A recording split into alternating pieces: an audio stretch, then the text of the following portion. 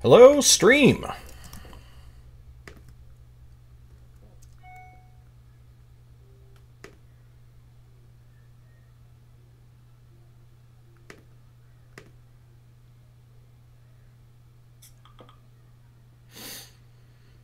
I sure hope I'm actually streaming. Don't let me down, Restream.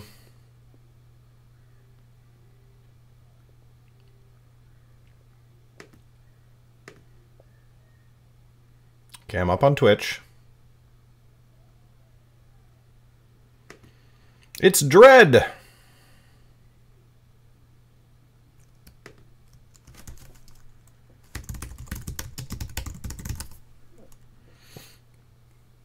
Excuse me, Jesus.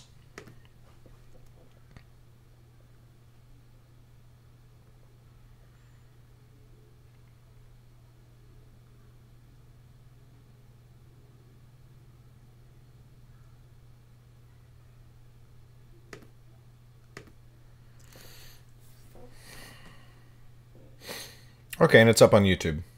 Chat doesn't seem to have loaded, but nobody chats on YouTube anyway, so who cares? That was an odd laugh.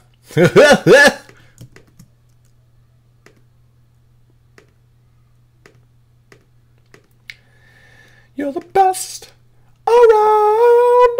No, we're gonna keep it on.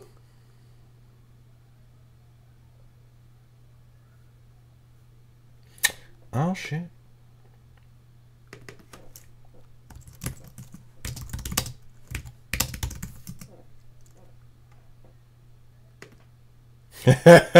Krusty the Clown? No, that would sound a little bit different.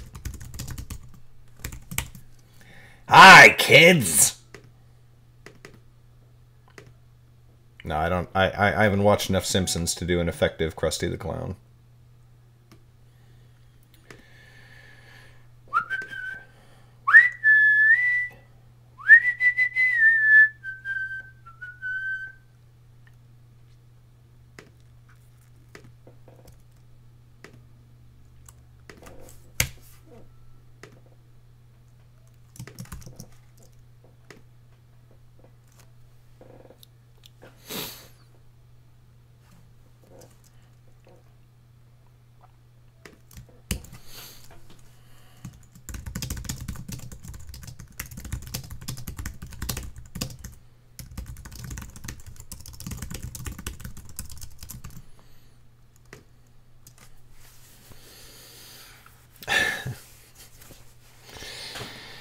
Hey, Haley.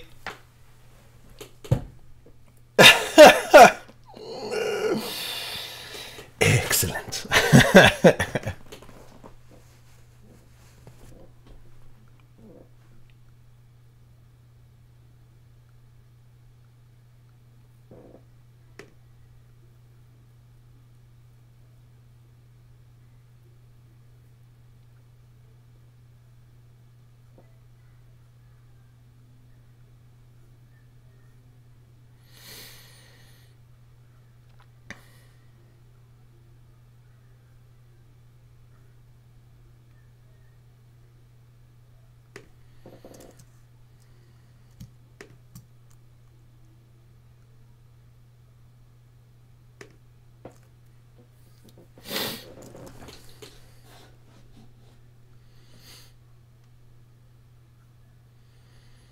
Oh, this 1 out of 2 connected thing is really pissing me off.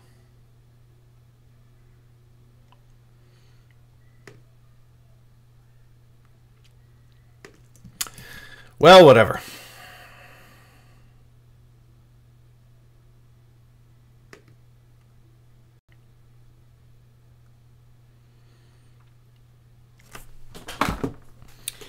Here is iPad. We read. We read book.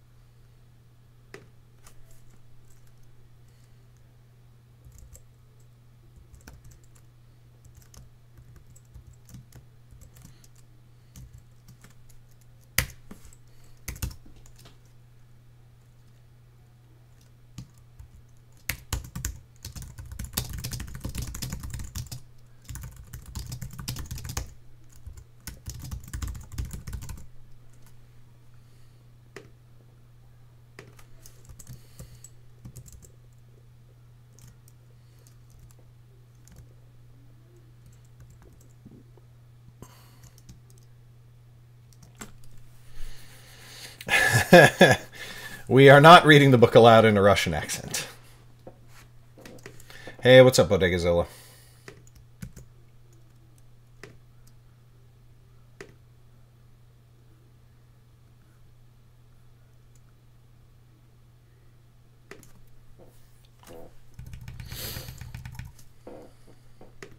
We're not reading the book aloud.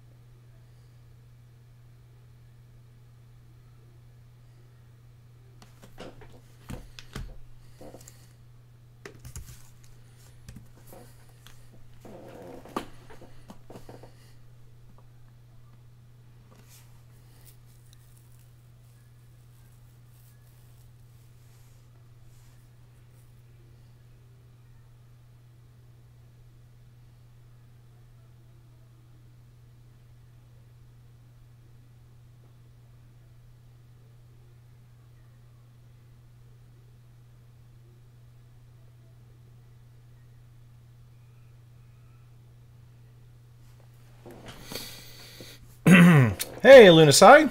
Welcome to the stream. Have a free book.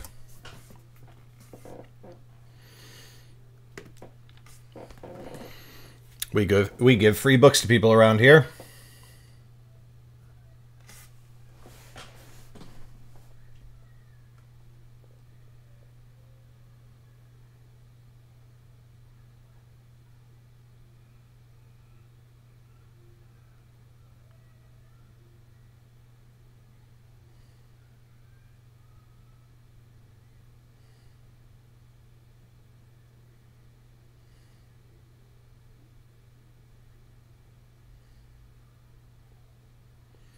Oh, nice. Yay! Boy, you read one of my books and then you came to find the stream? That is wonderful. Thank you and welcome. Happy to have you here.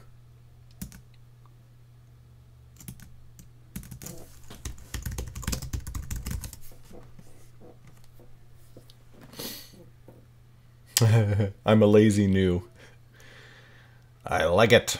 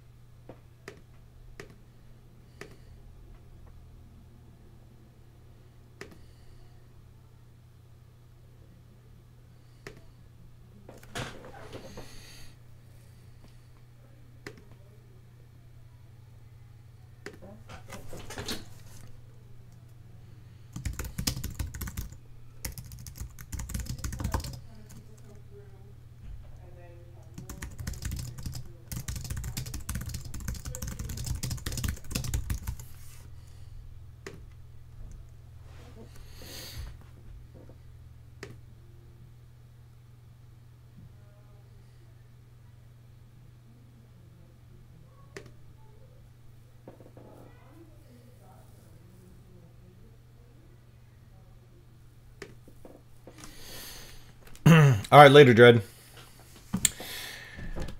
So, Lunasai... Oh, God, I added this up. This book is 95,000 words, or just under 95,000 words, which is like...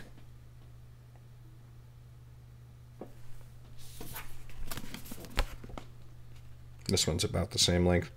Almost 450 pages. How long did it take me?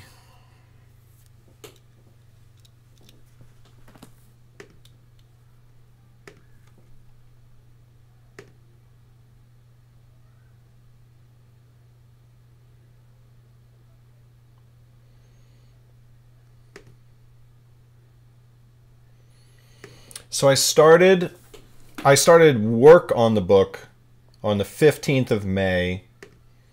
I finished the first draft on the 9th of June. So that's 1, 2, 3, 25 days.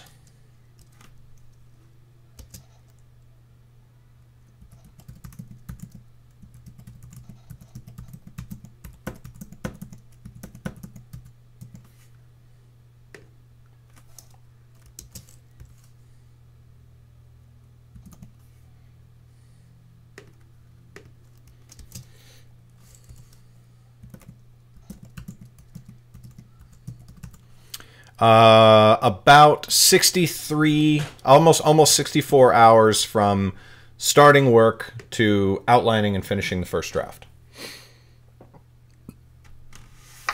I do write fast, but the editing is where a lot more time tends to come in. I want to have this out to beta readers by the weekend, so I'm just doing a second draft handling the biggest issues that I'm aware of. And then, so I do that, and then after beta readers and after all that, it goes to my editor.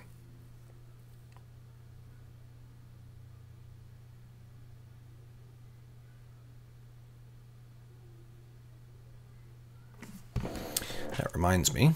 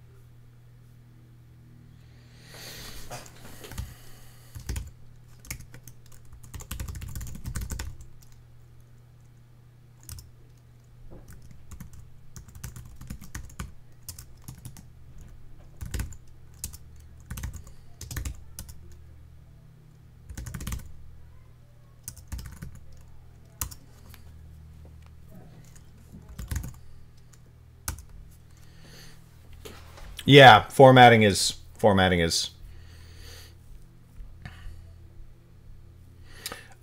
It depends. Some books I have had to almost rewrite the book after beta read. Some books are relatively minor.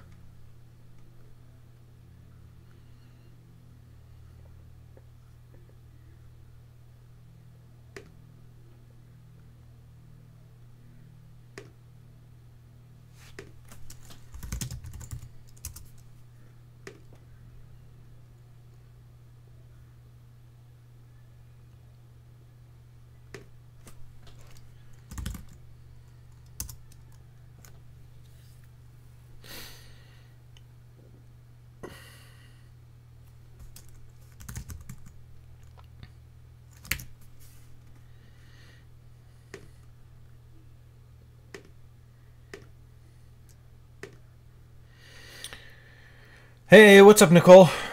Formatting is a beast.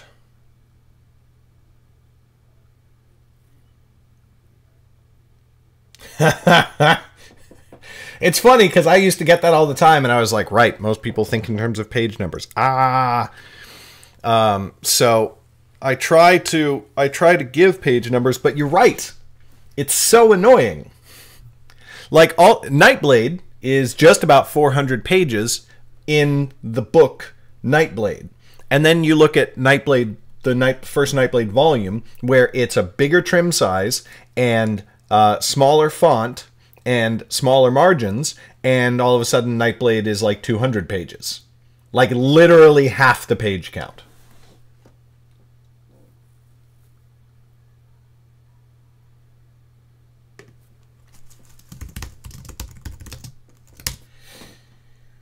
It's the best.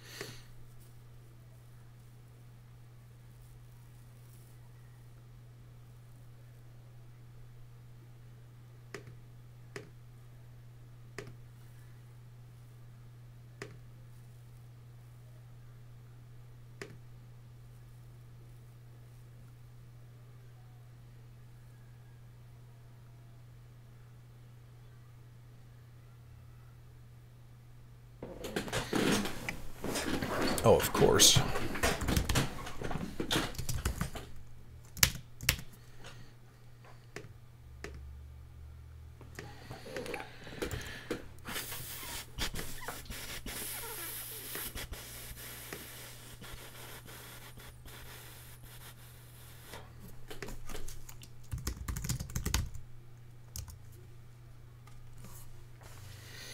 Ah, chat is moving.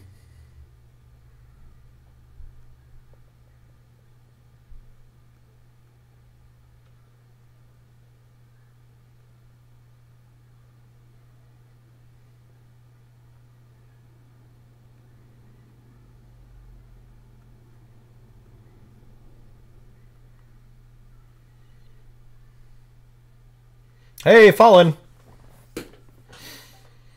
Oh, the countdown should be counting down. Thank you so much.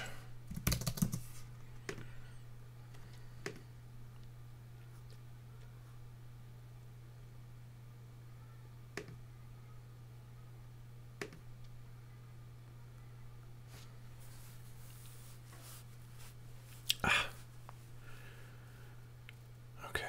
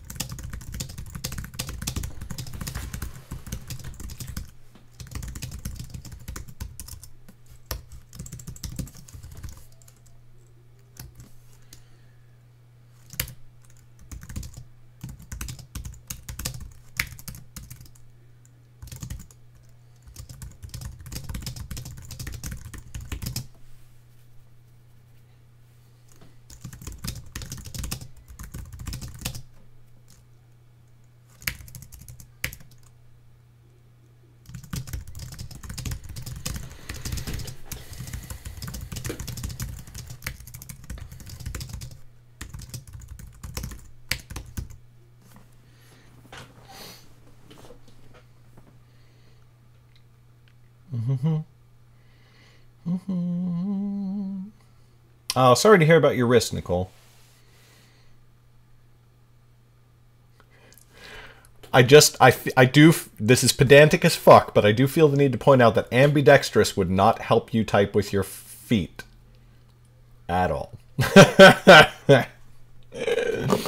My editing process is very in-depth. By the time I'm done, virtually every sentence gets rewritten. But what goes to beta readers is just like I edit structure. Like I've edited the story and the structure and all that sort of stuff. And beta reader feedback is supposed to be about that. And then I work and I work and I work and I work and I work to make like to make this sentence and the flow and everything like that. Although beta reader feedback can sometimes help. Like if the beta reader is just like, I gotta be honest with you, this chapter was boring as fuck, then it's probably something to do with the writing in that chapter and not just the pacing, not just the character work and all that sort of stuff.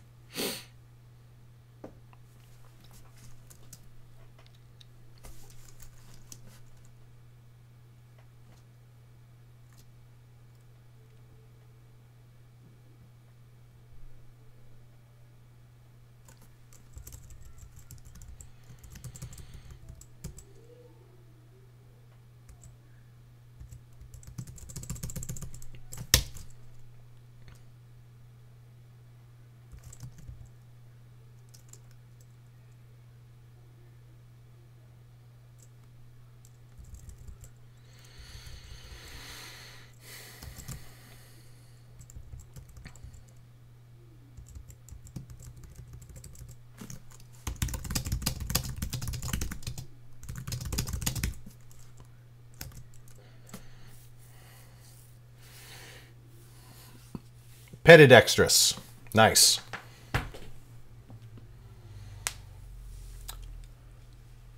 I really think that it's important to have beta readers and or a developmental editor, preferably and. But, you know, like I'm not quite to the point where I can pay a developmental editor, although I fucking hope I can by the time the next book is done, because the developmental editor that I've wanted to work with for literally years is Melissa Donovan, and she's fantastic. And she charges like she's fantastic. Which is why I'm just like, want, cannot have.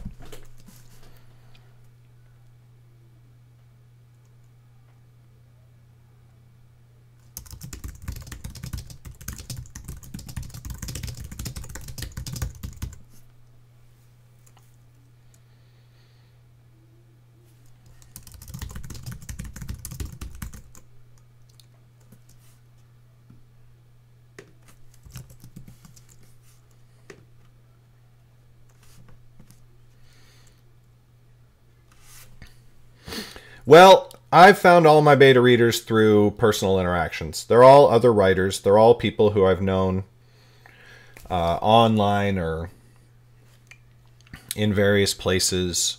No, they're not all other writers, but if they're not writers, they are people who have a really good grip of writing analysis and storytelling structure. Let me see. So on my list, I've got writer? No. Reader. Writer, writer, writer. Reader. Writer, I think. Writer. Reader. Writer. Writer, writer. So it's 8-3. But those three, there's two criteria. They are readers. They've read my books in particular, obviously, because if they were a beta reader for, you know, like this is book 6. So like if they haven't read books 1 through 5, they can't really effectively, you know, beta read book 6. And they know story structure. And they have come to me with things like, hey, so I noticed that in this book you said blah, and I noticed in this other book you said blah. And blah do not play well together. And I'm like, ah, that is a thing that I fucked up. So, yeah.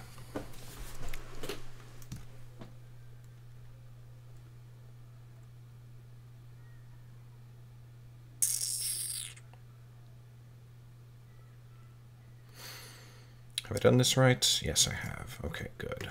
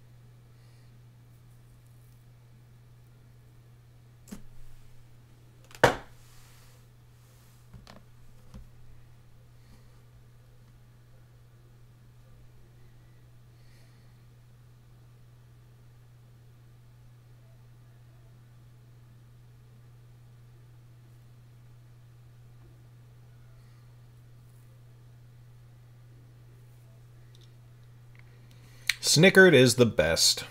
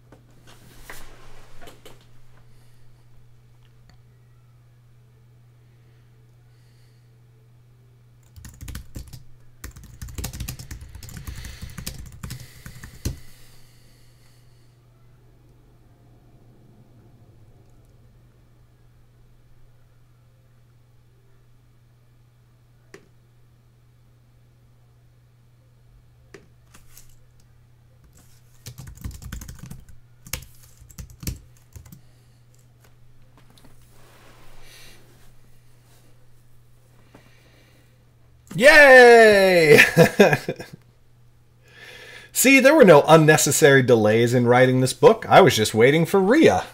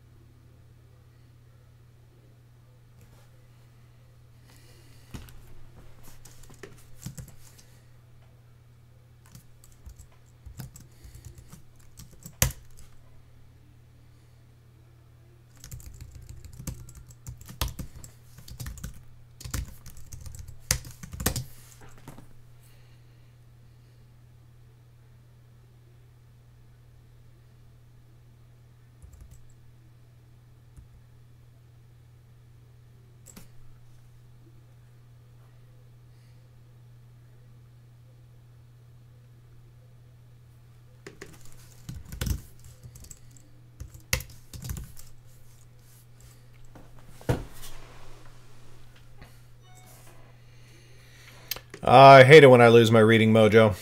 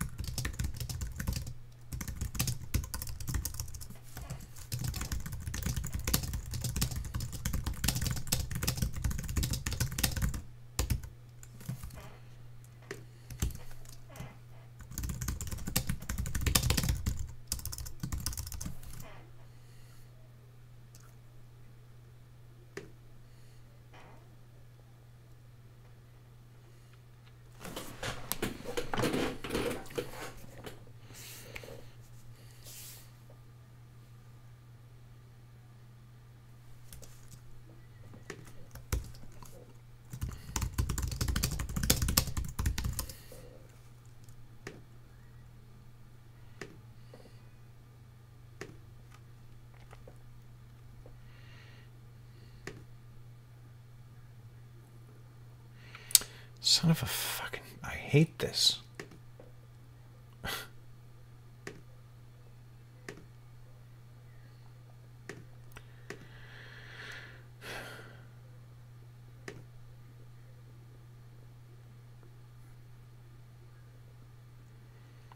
Amazon's very annoying sometimes.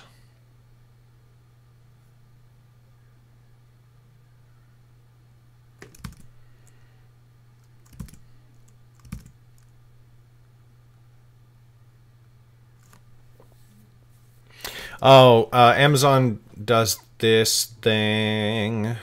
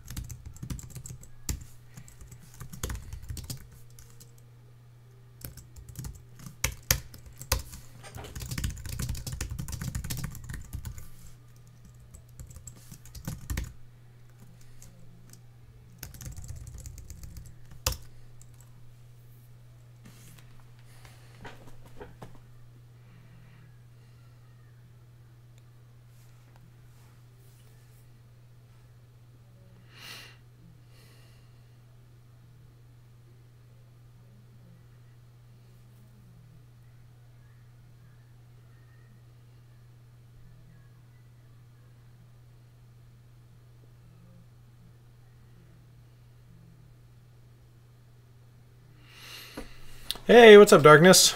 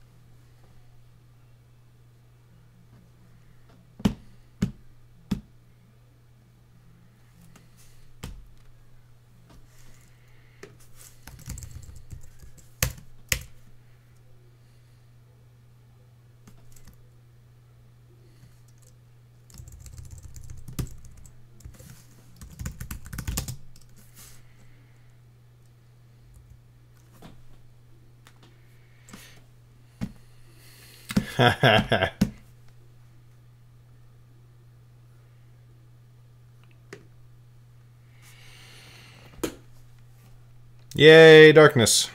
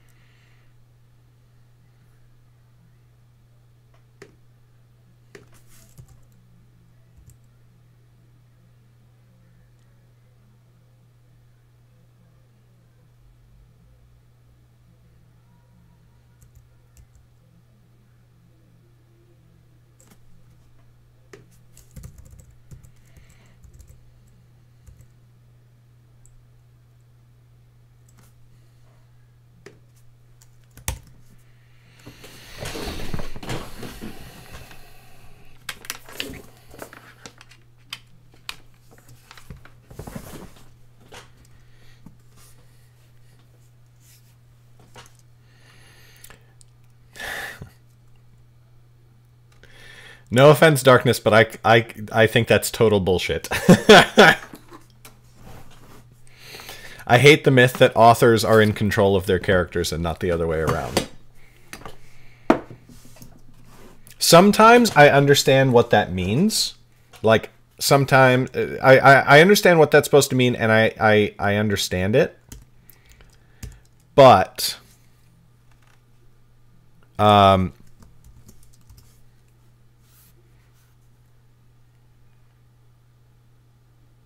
it just annoys me.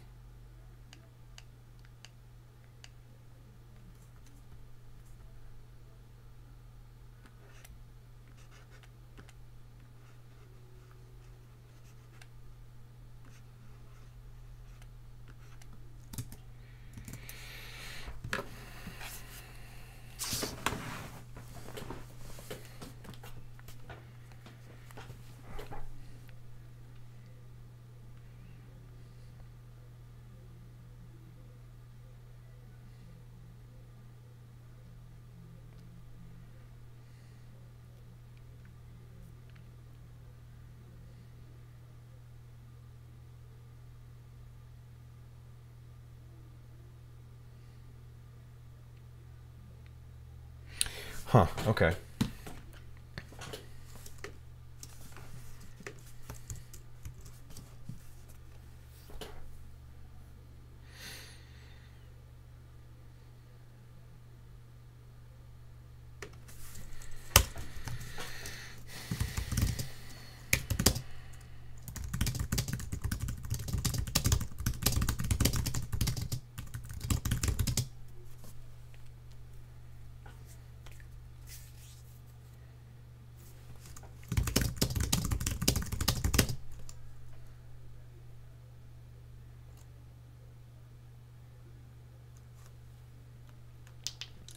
Right.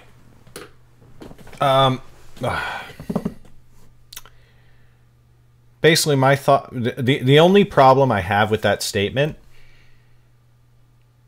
is that sometimes, and this is totally not the case with everyone, but sometimes authors use that to justify really bad decisions. And sometimes it's really bad story decisions, like this totally doesn't make any sense. Well, that's what the character wanted to do, and it's like, do you understand your character? Because based on literally everything you have said, that is not what the character, like, you know, you have shown us nothing to indicate that this is what the character would do. But they're like, well, I'm just at the whim of my character. And it's like, okay, shut the fuck up. And then sometimes it's like really stupid, problematic shit, you know, where it's like, this thing that you did is super problematic. Well, that's just what the character did. And it's like, no. You created the book. Even if it is at the whim of the character, you created the character. So maybe take some responsibility.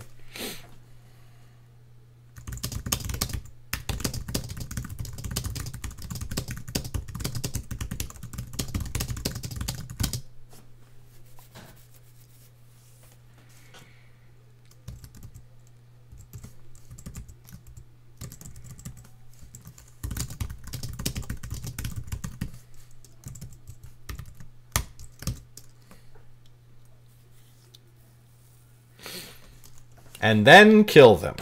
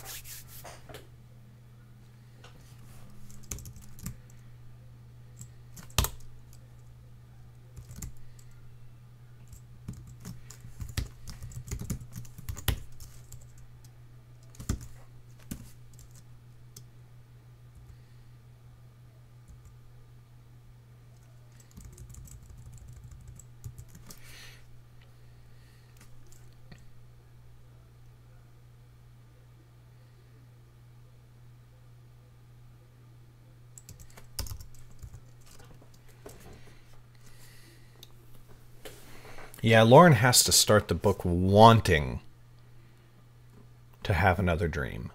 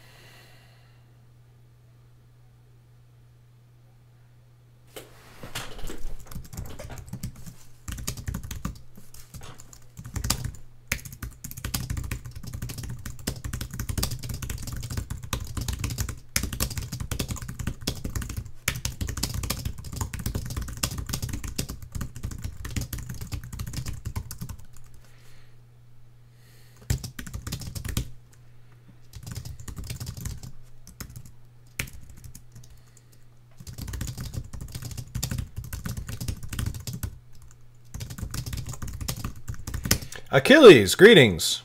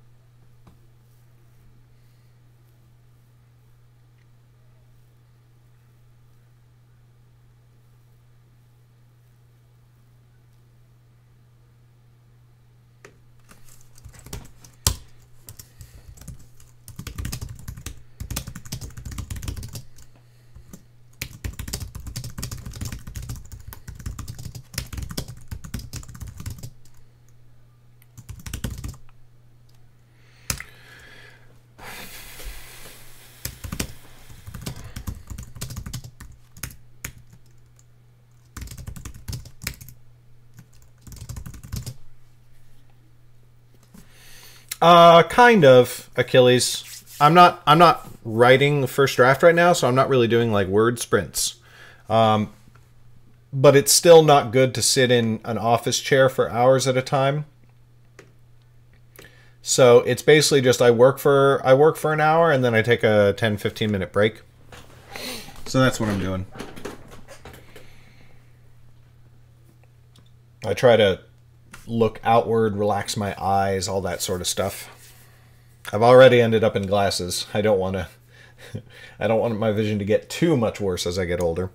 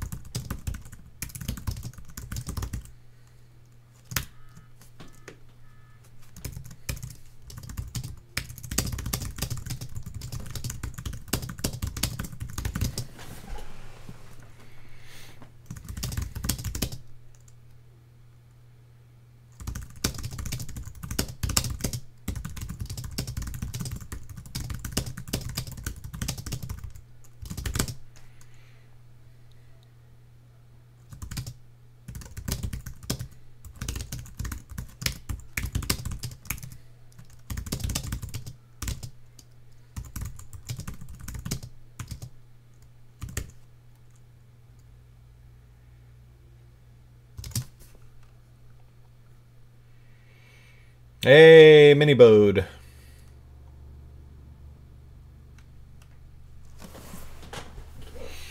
Ah, Minecraft. Never got into that.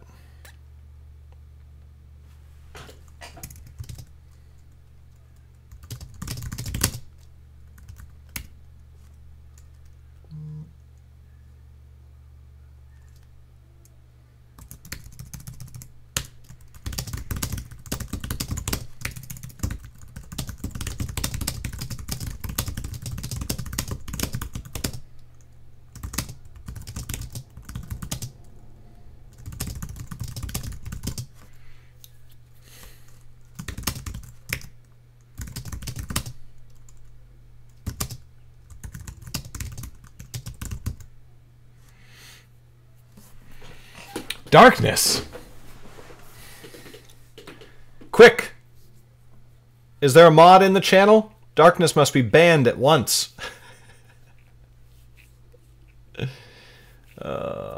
Kidding. Achilles, Harry Potter was not the first book to use magic wands. It will not. It isn't the last. Many books have been published about magic wands. What would qualify it as borderline fanfic is whether you use the exact same characters, the exact same themes, the exact, like, if you've got a wizard school. Don't actually ban darkness. I'm kidding, of course. Of course, just in case that was unclear. If you have a wizard school named Pig Pimple or something like that, that would probably be borderline fanfic. But anyway, I am going to take my short break. I'll be back in 10 or so minutes.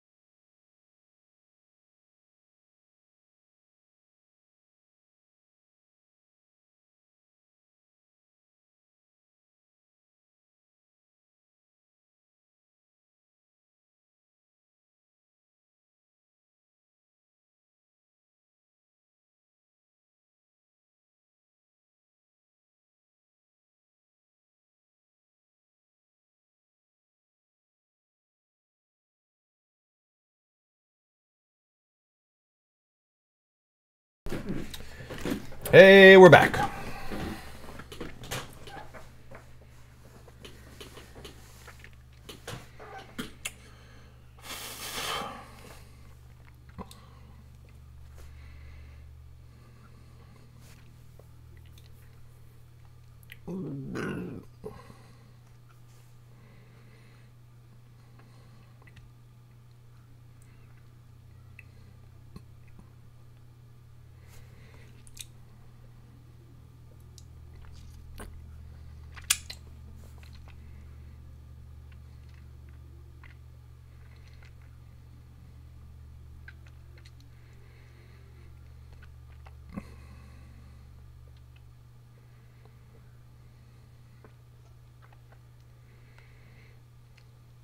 Oh, thanks for the host, Nicole. I had a few tasty noms. Yes, I was getting a little peckish.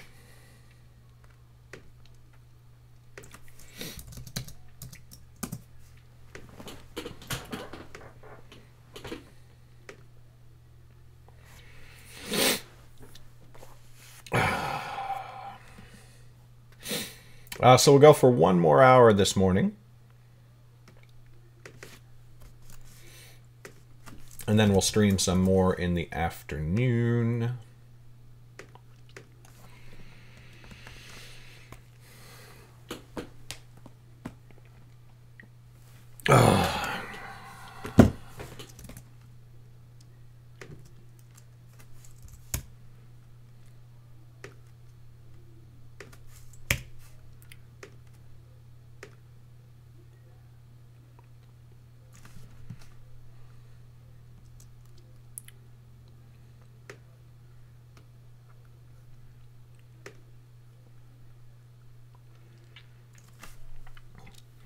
Yeah, there's a Nano, and there's NaNoWriMo, which is November, and then there's Camp NaNoWriMo in April and July.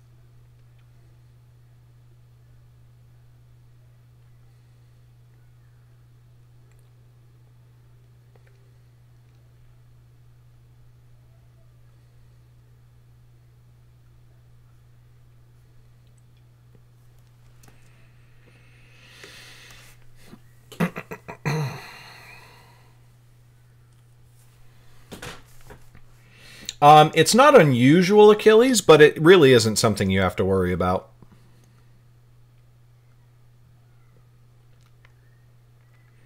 Camp NaNoWriMo is not an actual physical camp, just for the... God damn it. This unified chat is kind of...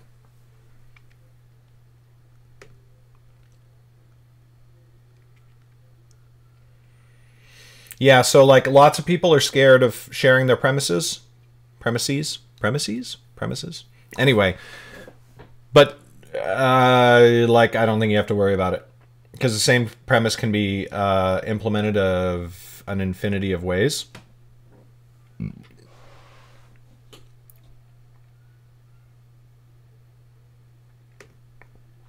Like, the idea of stealing an idea is virtually impossible.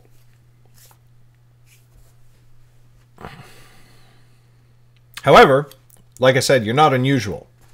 Lots of people feel that way, especially in the beginning. And then after you've done it for a while, you're like John Scalzi, who is like, the next book I am writing is this. And he just says, like, explicitly, like, what it's going to be. Because he knows that somebody else could, like, take that idea and implement it, but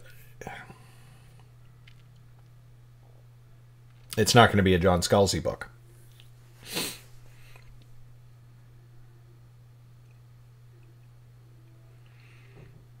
Especially when you're talking about a premise like yours. Like, it's a wizard school and everybody does magic with wands. Dude, nobody's going to steal that idea from you. Lots of people have already taken that idea from J.K. Rowling and run with it, but nobody's stealing that from you, you know?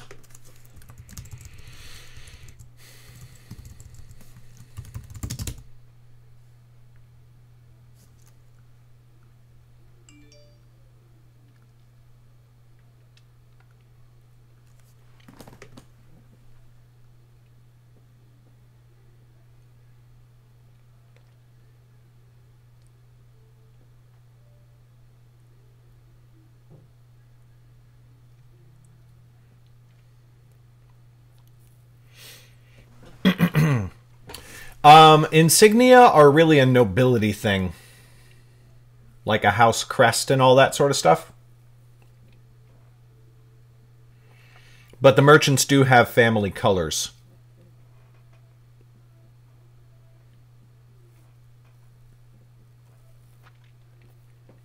Yeah, what Nicole said. You got to read a lot.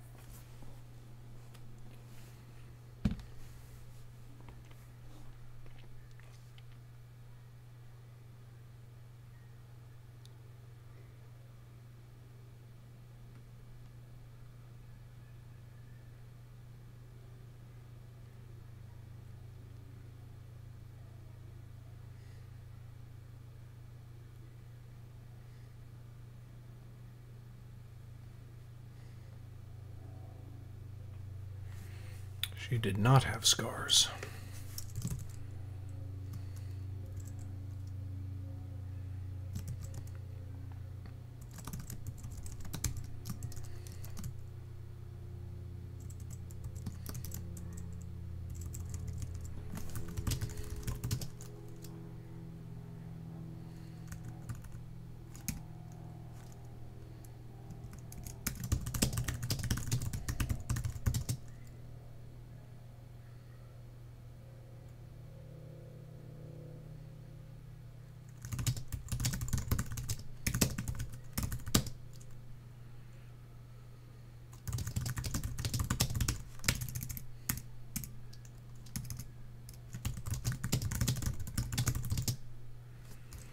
Her eyes were mournful, and her back was more stooped than the last time Lauren had seen her, when she and Albert had sacrificed themselves for Lauren Nightblade.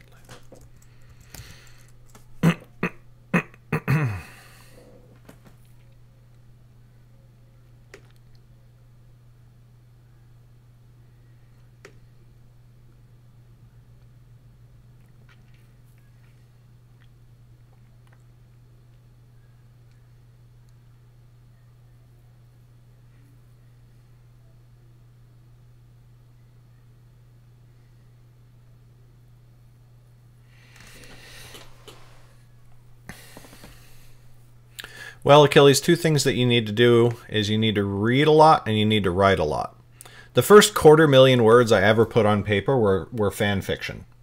So, like, there's nothing wrong with writing fan fiction. Just realize that you're not going to publish it. But you're not going to publish your first book. Almost definitely. I published the first actual, well, sort of. I wrote some original stuff that could have been turned into a book when I was a teenager. But, like, I went through 500,000 words before I wrote a book that I thought was worth publishing. And even that book needed more work. It's right here on my bookshelf, and I'm sort of like, when somebody's like, what's that first book you wrote? I'm like, oh, you want to read my later stuff. You don't have to subject yourself to that. Don't even bother. Warhammer and Warhammer 40K. Lots of fan fiction.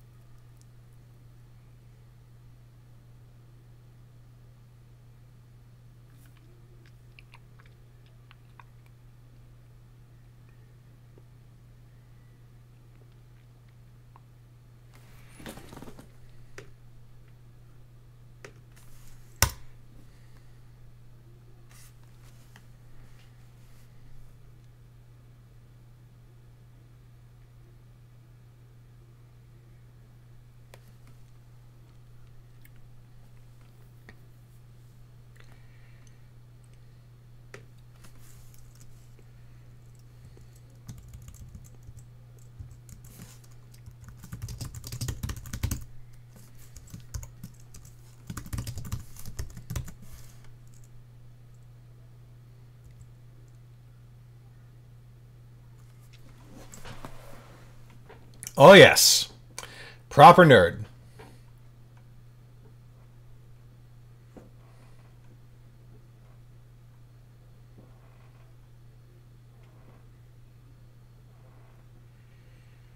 God, I keep wanting to go start playing Warhammer again. I keep having this urge, especially as my kids get older.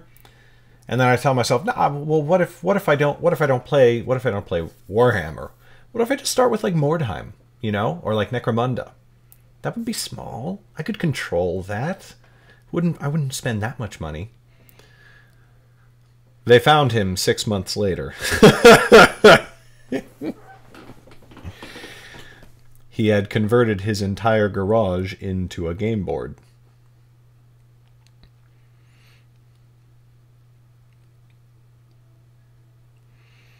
He was busy reenacting the Horus heresy, battle by battle.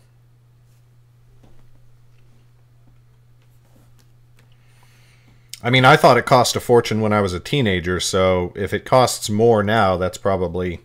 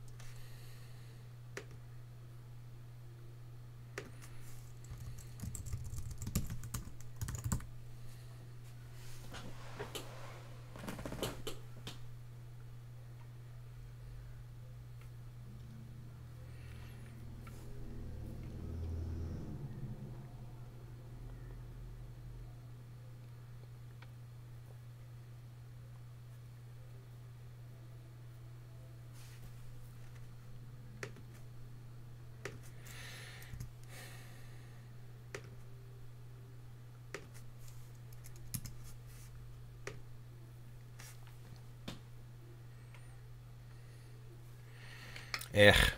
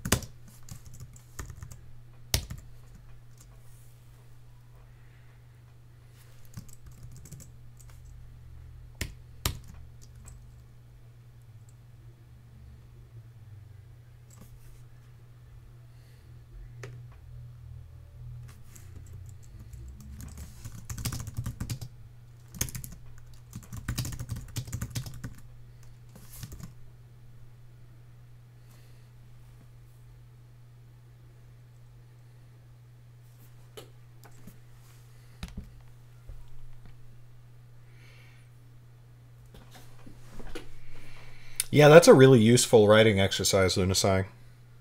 Highly recommended. Especially when you're building your characters and your story out.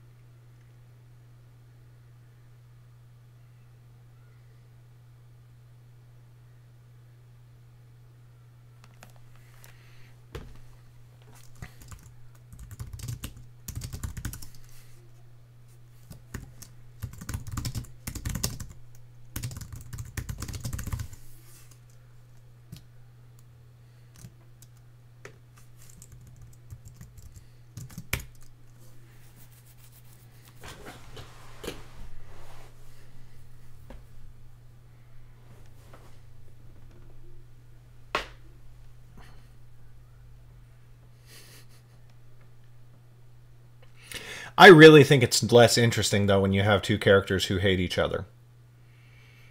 The best fights are from two characters who love each other and are pushed into the fight through a long story.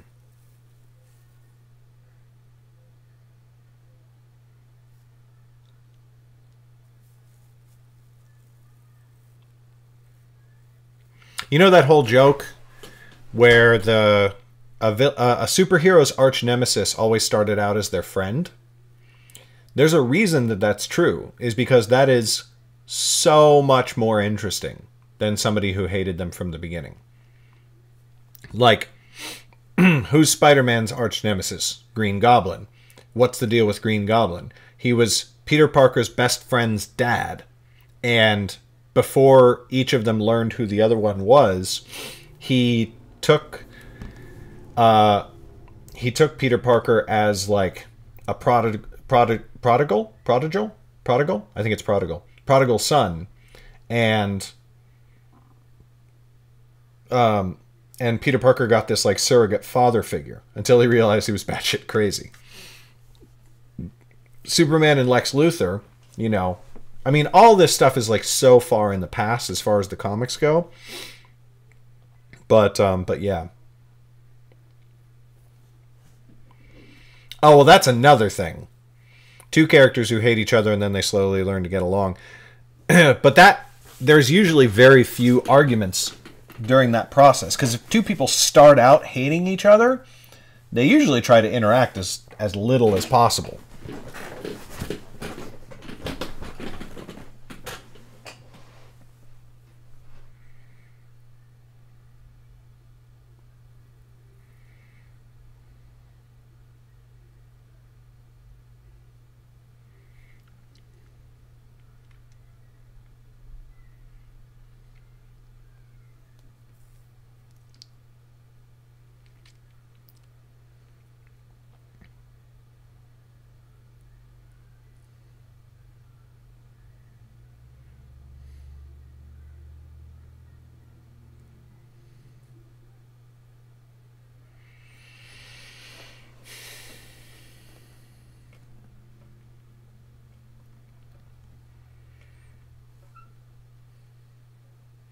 Sometimes, but not necessarily.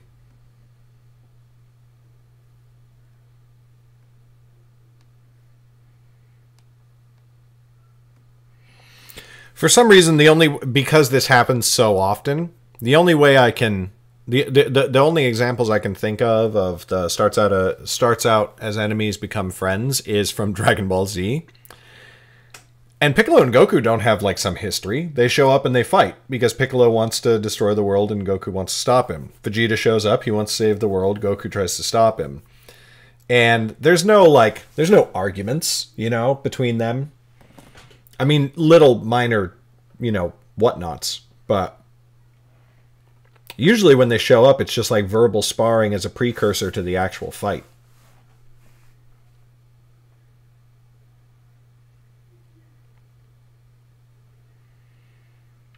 Yeah, I watched Person of Interest. I think I missed the last season, but I saw the finale. But what's her name? You're talking about... oh,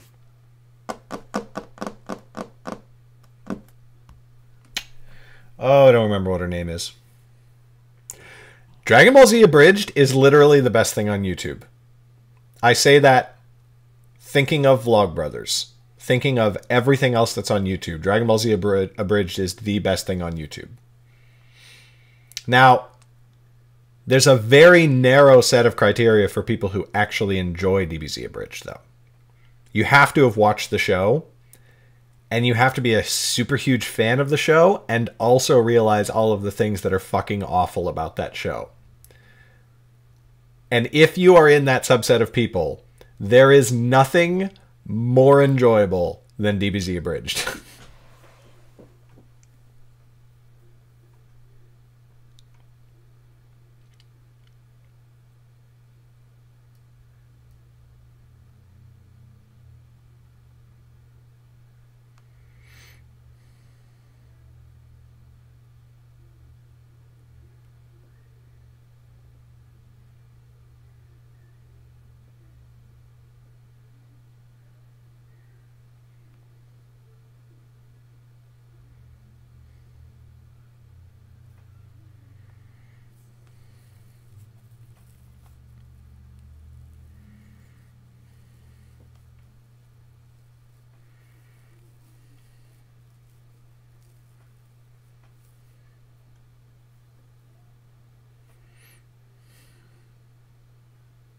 Yeah, I've rewatched the whole thing 3 or 4 times.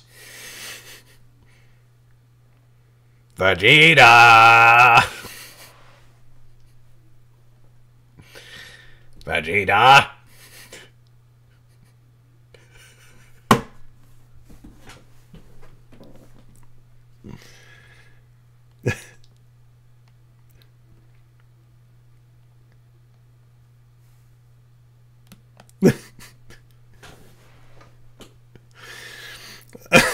And then stuff like when Vegeta's like, "Oh, look at the poor Namekian, lost and forgotten to time."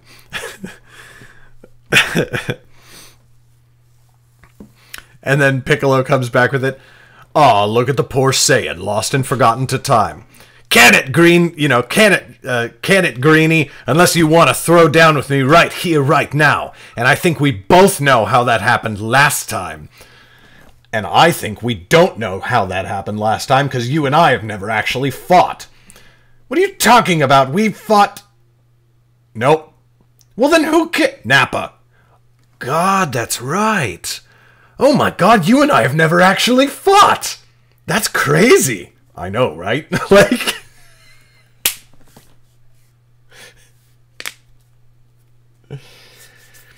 Lunasai, I had many things plotted out. I had Lauren's journey plotted out for, like, a long journey. Long journey. I knew what would happen to Lauren at the end of book 3. I knew what would happen to Lauren at the end of book 6. Because, like, it is a series of trilogies. I know what's going to happen to her at the end of book 9, then at the end of book 12, and at the end of book 15. And I don't know how long... Like, I plan on her being basically a comic book character, or her story just keeps going. So I know a lot of her future. I did not know a lot about the other characters. Now I do. But yeah. And then a lot of details have changed. I didn't think Lauren... I didn't know what was going to happen to the dagger, I'll tell you that much, but I do now!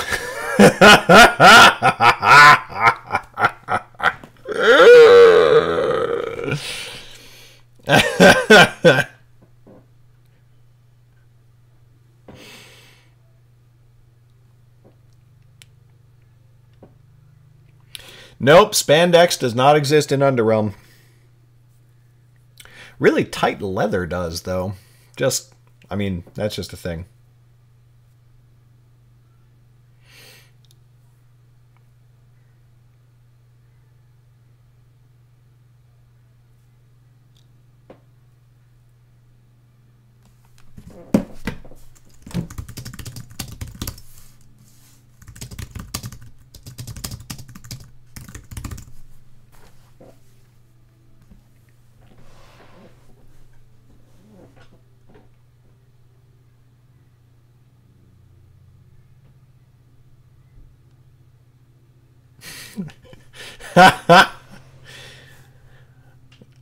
I forget when he says that, but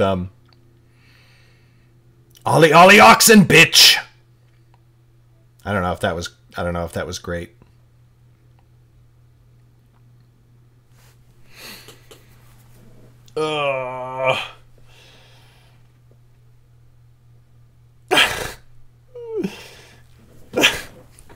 The whole Cell saga is so amazing.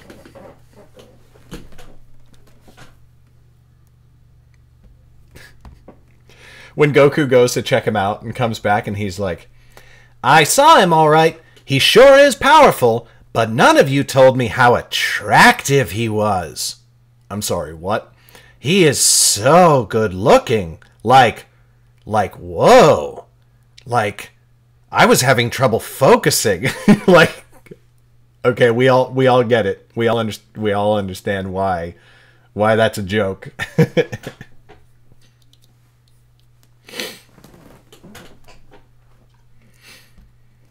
So Lunasai, I would say at a minimum, and I want to stress, your first book is probably not something you should publish.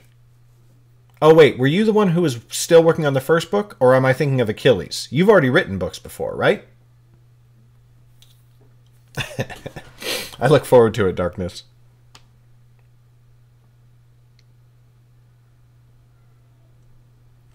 Oh my god, the whole Krillin Bulma thing? The whole Krillin Bulma thing in the Namek story? Right, okay. Gotcha, Lunasai. Sorry, I was thinking of Achilles.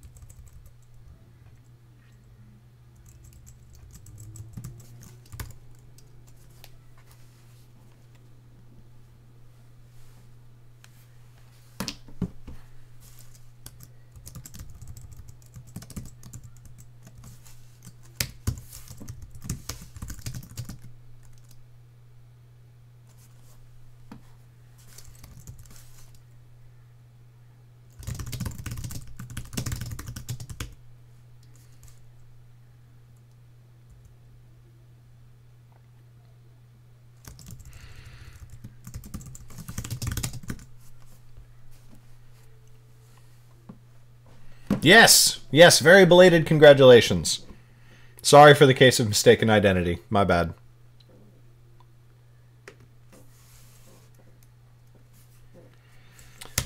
Hello, darkness, my old friend.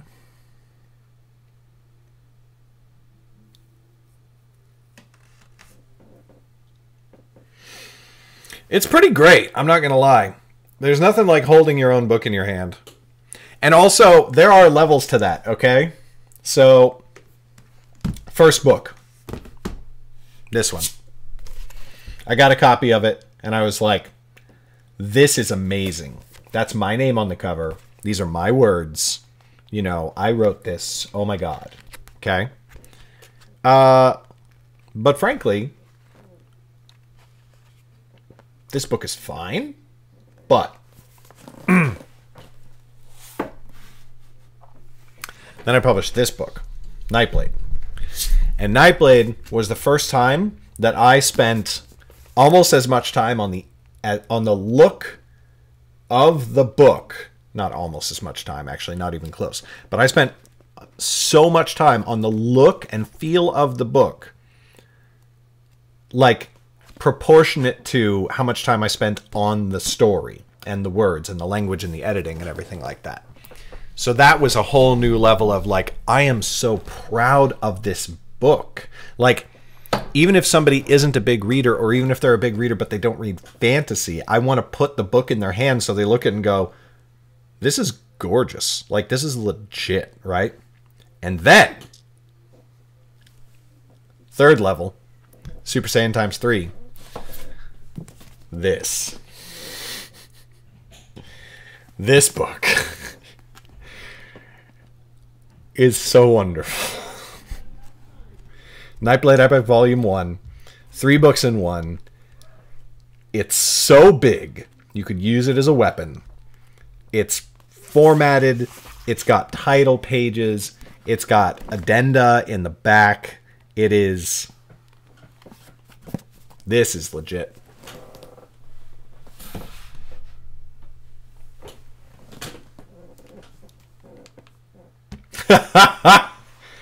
Nail! Nail!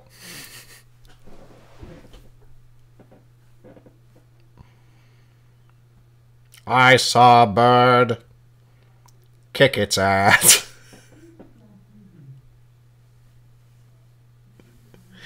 No, Haley, I'm sorry. That clip already exists.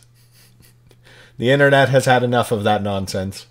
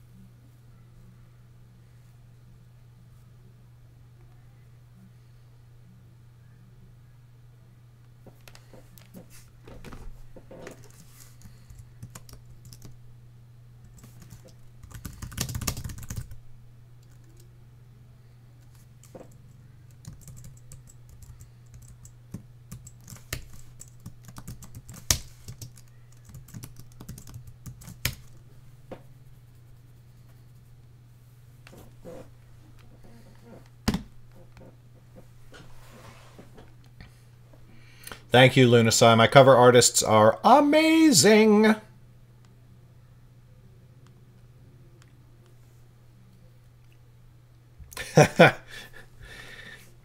Lunasai, do you have like a link to your book cover that you drew yourself, that you painted yourself?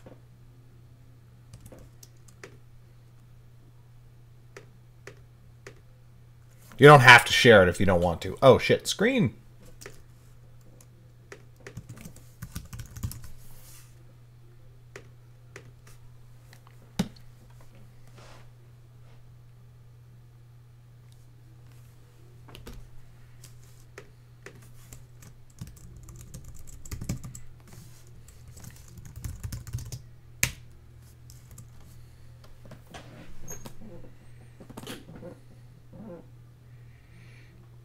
Lunasai! Come on! No, sorry. I said I would. I said you don't have to. And you don't have to. Do it!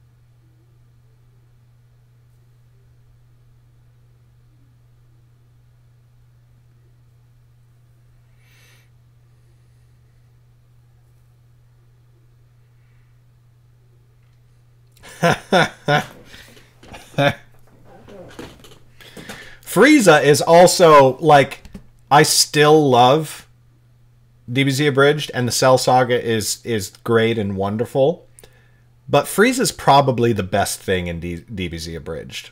Like, Frieza was a golden age. The whole Frieza storyline was just...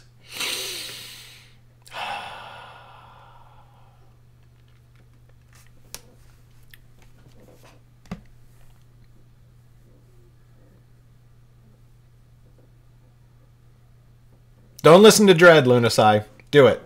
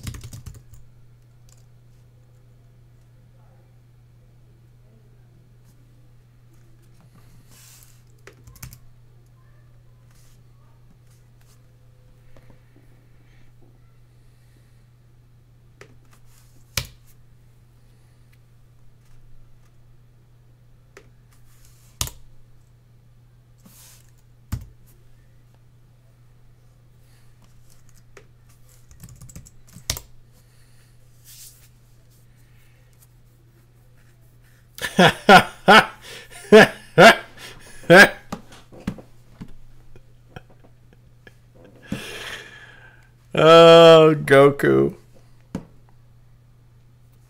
And when Cell just looks at him and is like, I'm going to miss you when you're dead.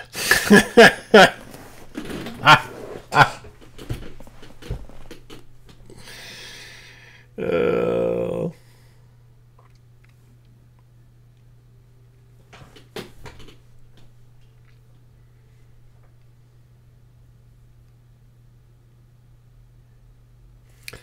Dun dun dun dun dun dun dun dun dun dun dun dun dun dun.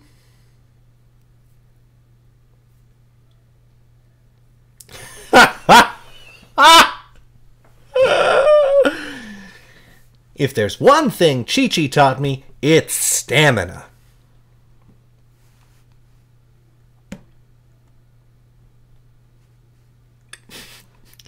And all the times Vegeta in the background has just gone, I'm gonna kill him!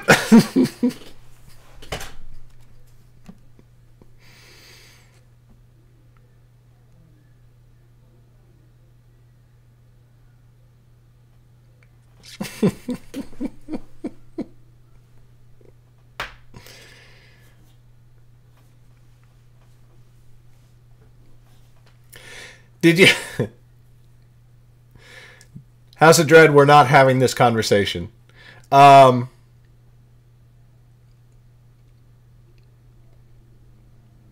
Do.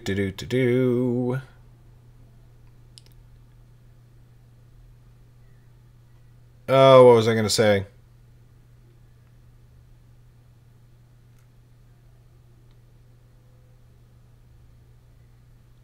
Ah, totally forgot.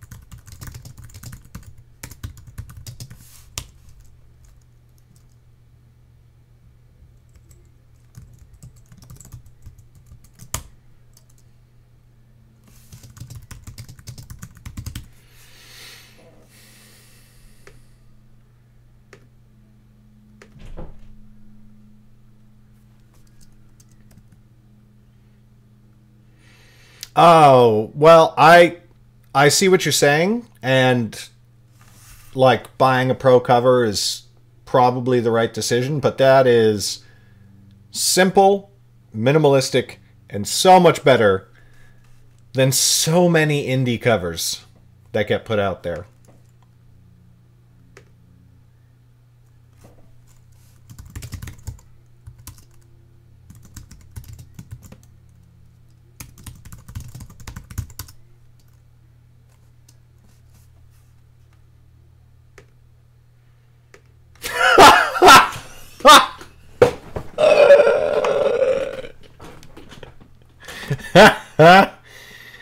uh,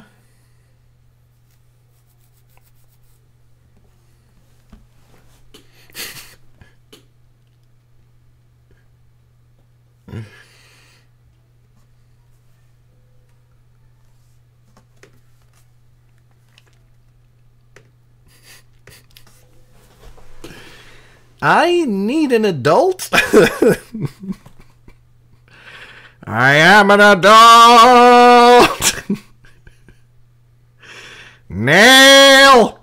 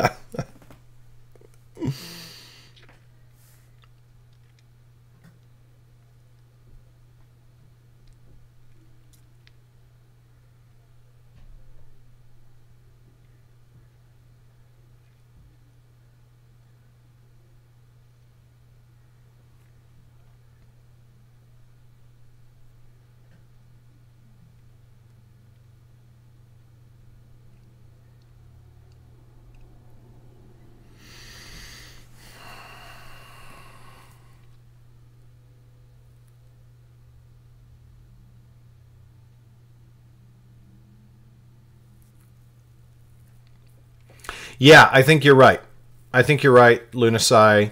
Not that it like screams 80s fantasy necessarily, but it doesn't make somebody, especially a fantasy reader, it doesn't make them go, "What is that?" You know?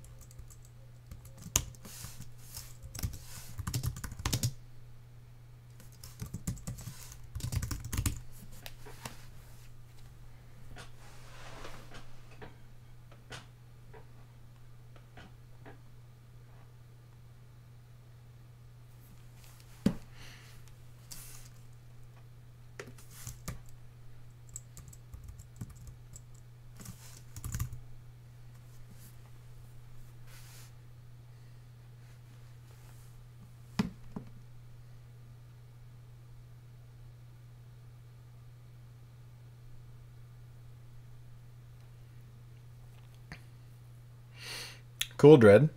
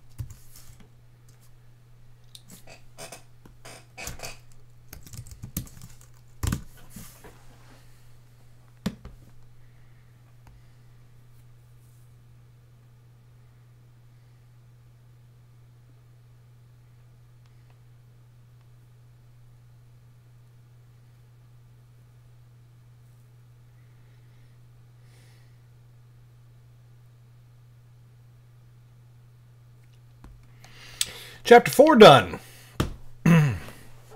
All right, breaking for lunch. I'm going to try and make it a fast lunch and then come back for an afternoon stream.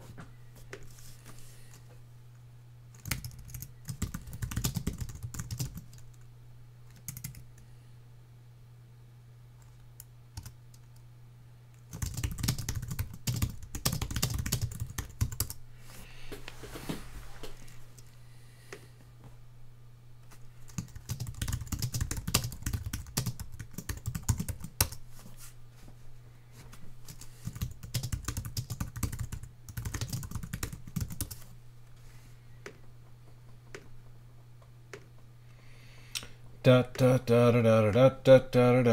right, peacing out. Sorry, just wrapping up some last chats from the various chat programs and rooms that I'm in. Yeah, I would love to get through chapter 10 today because I want to finish. I want to finish my second draft by the weekend. All right, everybody, peace out. Thanks so much for watching. I will catch you on a later stream. Bye.